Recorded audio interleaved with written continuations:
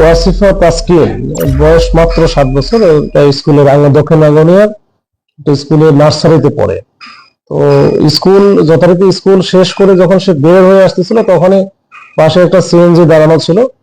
CNG থেকে তাকে হয়তো তাকে বলেছিল যে এরকম তার বাবা অসুস্থ, হঠাৎ করে অসুস্থ হয়ে পড়ছে, তাকে হাসপাতালে নেওয়া হয়েছে, তুমি দ্রুত চলো, তোমাকে হাসপাতালে নিয়ে যাবো বলে তাকে দ্রুত, ছোট বাচ্চা তো ওদের সাথে উঠে গেছে।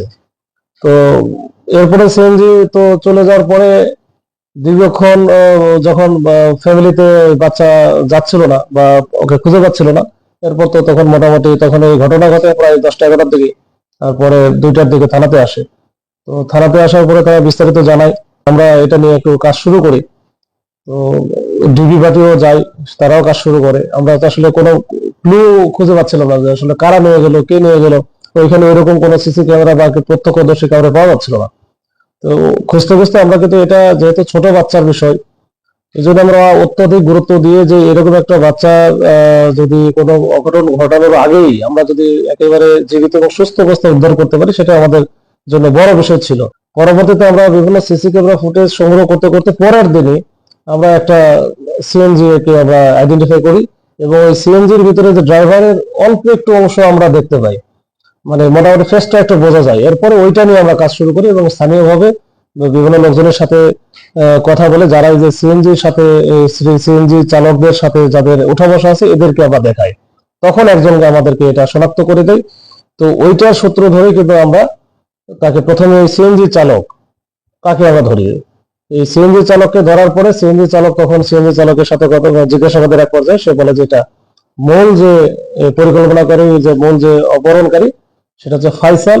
এই ফাইসাল হচ্ছে এই যে যে ভিকটিম তাসকিন, এই তাসকিনের বাবা আছে, বাবা দেলোয়ারের আপন মামাতো ভাই, এবং তারা 4জন মিলে এই কাজটা করে। এবারে তাদের ইনিশিয়ালি পরিকল্পনা ছিল যে সে কিছু মুক্তিপণ বা বড় অঙ্কের টাকা পয়সা নিবে, এবং সে এটা করে কিন্তু সে বাড়িতে লোকে রাখে, তার ফ্যামিলি মানে তার ওয়াইফ ছিল, কিন্তু ওয়াইফকে শ্বশুর বাড়িতে রেখে আসে। রেখে সে কিন্তু এই যে তার যে যেহেতু নিকটাত্মীয়, যে একজন ছোট বাচ্চা নিখোঁজ হয়েছে, এই পরিবারের সাথে কিন্তু সে খোঁজাখুঁজি করছে। এই খোঁজাখুঁজি বিভিন্ন জায়গায় গেছে, ইভেন ওই মাজারে যে দোয়া করে বা ওই যে উদ্ধারের জন্য যে মাজারে যে ওই সিন্নি দেওয়া বা এইরকম কার্যক্রমে কিন্তু সে অংশগ্রহণ করছে। কিন্তু পরবর্তীতে যখন পাওয়া গেল যে ওই সিএনজির ড্রাইভারের মাধ্যমে, তখন তারপরে তার কাছ থেকে আমরা কিন্তু ডিটেলসটা পাইলাম। তার ইনিশিয়ালি পরিকল্পনা ছিল আসলে মুক্তিপণ আদায়, কিন্তু আমরা দ্রুত এই বিষয়টা নিয়ে একটু আমরা পুলিশ বিশেষ করে একেবারে রাত দিন পরিশ্রম করার কারণে এবং দ্রুত তাকে শনাক্ত করার কারণে এই ঘটনা থেকে আমরা কিন্তু এই যে বড় ধরনের একটা পরিস্থিতি, সংগঠন থেকে আমরা কিন্তু রেহাই পেয়েছি এবং বাচ্চাটাকে জীবিত এবং সুস্থ অবস্থায় উদ্ধার করেছি। এটাই আমাদের হচ্ছে, আমি মনে করি এটা আমাদের বড় পাওয়া। কারণ এই ধরনের ঘটনা যেটাই ঘটে আমরা দেখেছি, এই যখন আমরা উদ্ধার করতে পারি, কিন্তু সেটা আবার আসলে আমরা জীবিত উদ্ধার করতে সক্ষম হয় না। আমাদের শহরে দেখা গেল যে মেরে ফেলে, কোথাও হয়তো বা লুকিয়ে রাখে। তো আমরা ওই আশঙ্কা করতেছিলাম যে এরকম যেন না হয়, তার আগে যেন আমরা বাচ্চাটাকে উদ্ধার করতে পারি।